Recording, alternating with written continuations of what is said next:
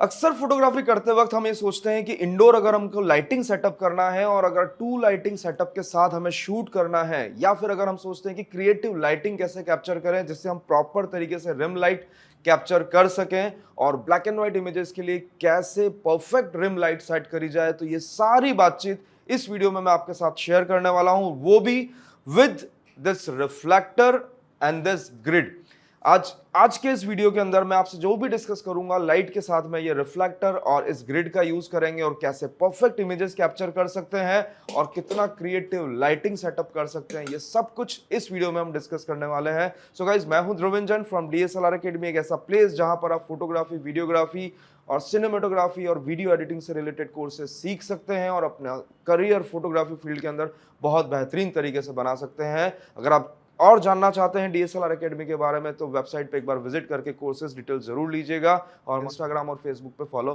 जरूर कीजिएगा। तो टॉपिक पे अगेन आते हैं और डिस्कस कर रहे थे हम यहाँ पर कि कैसे ब्लैक एंड व्हाइट इमेज या प्रॉपर रिम लाइटिंग या टू लाइटिंग सेटअप से अगर आपको कोई क्रिएटिव इमेज कैप्चर करनी है तो आपको लाइटिंग सेटअप कैसे करनी है, कैमरा सेटिंग्स क्या करनी है, ये सब कुछ इस वीडियो के अंदर मैं आपको शो करने वाला हूं। सो फर्स्ट ऑफ ऑल बात ये करते हैं कि क्यों ये रिफ्लेक्टर यूज करना है, जिसको नॉर्मल वर्ड्स में कई बार कोई लोग कटोरा भी कहते हैं। तो इस रिफ्लेक्टर का क्यों यूज करना है और ये ग्रिड कितनी हेल्पफुल है हमें फोटोग्राफी में, सबसे पहले हम वो चीज समझते हैं कि इसका यूज क्या है। कंपनी के साथ ही हमें एकदम फ्री मिल जाता है, बट इसका यूज हम बहुत रेयर केस में करते हैं। सो ये जनरली यूज होता है एक स्पॉटलाइट के लिए, जब आपको एक कॉन्सेंट्रेट पोर्शन पे लाइट देनी है, यानी कि सब्जेक्ट के बैक साइड पे देनी है। क्योंकि इस वीडियो में हम कंप्लीटली रिम लाइट डिस्कस कर रहे हैं तो हम इसको बैक साइड से ही देंगे। तो फर्स्ट ऑफ ऑल ये जब हमने दिया तो एक स्पॉट एरिया पे लाइट चली जाती है, बट ये ग्रिड का क्या काम है। ये ग्रिड बहुत सारे वेरिएशंस में आती है कि 8 mm ग्रिड है,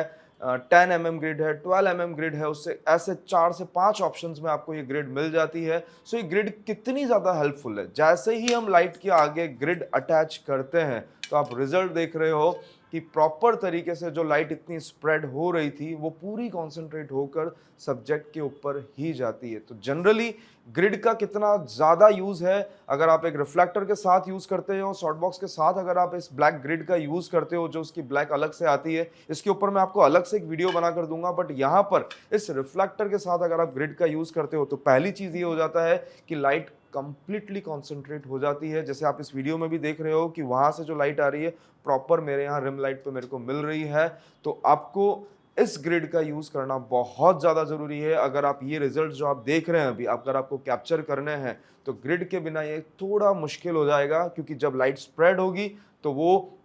हो सकता है कैमरे तक भी आए तो लेंस फ्लेयर आने के चांसेस ज़्यादा बन जाते हैं। तो पहली चीज़, जब कंपनी के साथ हमें ये मिलता है तो हमें इसे प्रॉपर यूज़ करना आना चाहिए। तो मैं आज सिर्फ और सिर्फ ये 2 लाइट्स यूज़ कर रहा हूँ। मैंने लाइट जो यूज़ करी है वो गोडक्स की लाइट है, जो 2 लाइटिंग सेटअप आप मेरा देख रहे हैं, और जिसका हम शूट करने वाले हैं वो एक जिम ट्रेनर है जिसके ऊपर मैं आज आपको एक वीडियो प्रेजेंट कर रहा हूँ। सो अब सेटअप में हमारा क्या है, यहाँ पर सिंपल मैंने 2 लाइट सेटअप कर दिया है और 2 लाइट सेटअप मैंने दोनों बैक साइड से लिए, क्योंकि मेरे को जितनी प्यारी इनकी मसल्स हैं, वो जो बॉडी है उसके मेरे को रिम लाइट यानी कि एजेस बहुत अच्छे से दिखानी है। तो मेरी दोनों लाइट जो है वो बैक साइड से हैं, पर आप इस इमेज को अगर ध्यान से देखेंगे तो दोनों सब्जेक्ट के प्रॉपर एक ही साइड के एंगल से है, एक ही हाइट पर है, एक ही डिस्टेंस पर है, तब जाके मेरे को पूरी बॉडी के ऊपर एक जैसा रिम लाइटिंग इफेक्ट मिल रहा है। और एक बात यहाँ पर मैं आपको गौर से बता देना चाहता हूँ कि जो लाइट के जो वेव्स आपको दिख रहे हैं, ये नॉर्मली हम जब शूट करते हैं तब हमें वो नहीं मिलते हैं।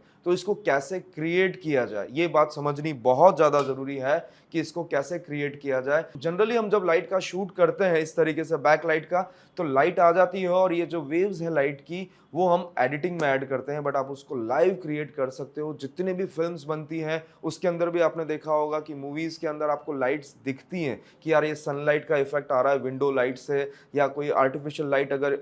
ट्यूबलाइट है रूम के अंदर तो वो हमको प्रॉपर तरीके से लाइट कहाँ से आ रही है और कैसे स्प्रेड हो रही है वो दिखता है। वो कैसे इसको सिंपल से एक लोबान जो हम जलाते हैं उसको स्मोक पूरे रूम में हम इक्वली स्प्रेड करते हैं, जब वो एक तरह स्टिल हो जाता है स्मोक, तब आप जैसे ही लाइट ऐड करते हैं तो वो लाइट की पूरी रेज आपको प्रॉपर तरीके से नजर आती है। तो ये जो इमेज आप देख पा रहे हैं, जितने भी इमेजेस है, ये लाइव कैप्चर हैं और इसको प्रॉपर तरीके से रिम लाइट सेट करके शूट किया है, तब जाके हमको ये रिजल्ट्स मिले हैं। और इसमें एक स्लाइड सी एडिटिंग है, क्यों इसको फोटोशॉप में लेके स्लाइड्स आप क्रॉप किया है, then black and white convert किया है। अब यहां पर बात यह भी आ जाती है कि अगर आपको black and white image he capture करना है तो क्या डायरेक्ट ब्लैक एंड व्हाइट किया जाए या फिर कलर करके ब्लैक एंड व्हाइट किया जाए। तो एक पॉइंट, ये चॉइस सब पर्सन वाइज अलग अलग होती है कि आप डायरेक्टली ब्लैक एंड व्हाइट भी कर सकते हैं, बट कई बार उन ब्लैक एंड व्हाइट की आपको अगर कलर फोटोग्राफी में जरूरत हो गई तब क्या करेंगे। तो आप ट्राई ऐसा करें कि पहले आप लाइटिंग सेटअप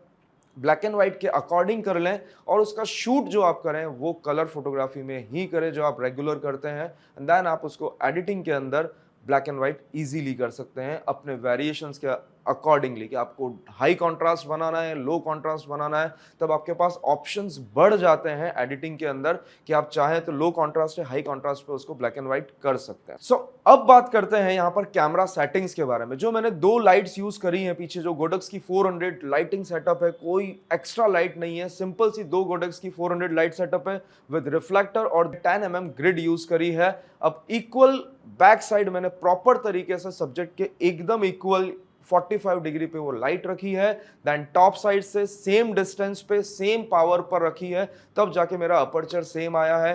कैमरास की सेटिंग्स नॉर्मली सेम है जो हम रखते हैं, शटर स्पीड 125, ISO 100 है और अपर्चर जो मेरा आया है 8 का अपर्चर मेरा आया है। सो ये जितनी सेटिंग्स हैं ये सारी इमेजेस में मेरी सेम है, बस यहाँ पर कैमरा सेटिंग से ज़्यादा इंपॉर्टेंट है आपका लाइटिंग सेटअप, कि आप लाइट कैसे प्रॉपर तरीके से रखते हैं, तब वो जाके आपकी एजेस प्रॉपर दिखाएगी। आप लाइट को उठा के थोड़ा सा ज़्यादा साइड में रखेंगे तो वो बहुत ज़्यादा आपके फेस पे आनी स्टार्ट हो जाएगी। मेरे को प्रॉपर तरीके से जो कैप्चर करना था वो एजेस ही कैप्चर करनी थी और बॉडी का जो शेप है वो परफेक्ट दिखाना था। उसी तरीके से हमने लाइट सेट करी है और सारे इमेजेस कैप्चर करे हैं। सो यहाँ पर एक बात और गौर करने की आती है लाइटिंग सेटअप के ऊपर, कि जब हमें लाइटिंग सेटअप बैक साइड करना होता है और वो कितनी प्रॉपर अगर दिख रही है तो उसको चेक करने के लिए हम एक काम जरूर कर सकते हैं, क्योंकि हमको बार बार कैमरे से क्लिक करके चेक करना होता है। उससे बेटर कि लाइट का अगर मॉडलिंग लैंप अगर हम ऑन कर दें और फ्रंट लाइट अगर हमको यूज नहीं कर रहे हैं तो प्रॉपर रिम लाइट कैसे आ रही है आपको वो दिख जाएगी। तो कभी भी आप स्टूडियो लाइटिंग का अगर सेटअप कर रहे हैं तो पहले आपका रिम लाइट जो है उसको प्रॉपर तरीके से चेक करें, वो कितनी आ रही है वो आपको प्रॉपर तरीके से दिखेगी कि आपको यहाँ शोल्डर्स पे दिख रही है, हेयर्स पे दिख रही है और यहाँ तक प्रॉपर लाइट दिख रही है। और जैसे ही आप फ्रंट लाइट ऑन करते हैं तब आपका एक्सपोजर परफेक्ट हो जाता है, और जो एक्सपोजर सेट करना होता है वो फ्रंट लाइट के अकॉर्डिंगली ही सेट करना होता है, आपकी मेन लाइट के अकॉर्डिंगली। बट यहाँ पर जो मेरी मेन लाइट्स हैं वो मेरी दोनों की दोनों जो रिम लाइट है वो ही मेरी मेन लाइट है, तो उसके अकॉर्डिंगली मैंने जो कैमरा की सेटिंग रखी है वो अपर्चर 8, शटर स्पीड 125 और ISO 100 है। बट बात करी जाए कलर बैलेंस की कि क्या वाइट बैलेंस रखा है, तो आपको स्लाइड सा जो कलर फोटोज हैं उसके अंदर थोड़ा सा कूल टेम्परेचर मिल रहा है, इसलिए हमने टेम्परेचर को थोड़ा सा शिफ्ट किया है नियर अबाउट 4200 तक, and then black and white मैंने इसको एडिटिंग में ही किया है ताकि आपको मैं अच्छे से बता सकूं कि कलर फोटोग्राफी और ब्लैक एंड व्हाइट फोटोग्राफी में कन्वर्ट करते हैं तो आप वेरिएशन वाइज अलग अलग तरीके के आउटपुट आप निकाल सकते हैं। तो ये सिंपल सा लाइटिंग सेटअप था। 2 रिम लाइट हमने यूज करी थी, कैमरा सेटिंग्स मैंने आपको बताई है, बट लाइट की रेज अगर आपको कैप्चर करनी है तो आपको ध्यान जरूर रखना होगा कि आपको एक बार AC तक भी ऑफ करना होगा, क्योंकि AC अगर चल रहा होगा तो हवा का फ्लो इधर से उधर होता रहेगा तो वो आपको इक्वल इफेक्ट नहीं मिल पाएगा। आप ये जो देख रहे हो वीडियोस के अंदर भी ये प्रॉपर तरीके से पूरा स्टिल हो चुका है ये स्मोक, देन जैसे ही आप लाइट ऑन करेंगे रिजल्ट आपके सामने है कि प्रॉपर तरीके से आपको लाइट की रेज मिल जाएगी। तो इंडोर शूट करते वक्त ये बात जरूर ध्यान रखें कि अगर आपको लाइट की रेज कैप्चर करनी है तो पहले स्मोक करें लोबान से और उसके बाद आप शूट अपना स्टार्ट करें। तो सिंपल अपना लाइटिंग सेटअप ये मैंने आपके सामने प्रेजेंट किया था। ये बहुत सारी इमेजेस आपने इस वीडियो के अंदर देखी हैं, ये सारी क्लिक वाइज परफेक्ट है। और कई बार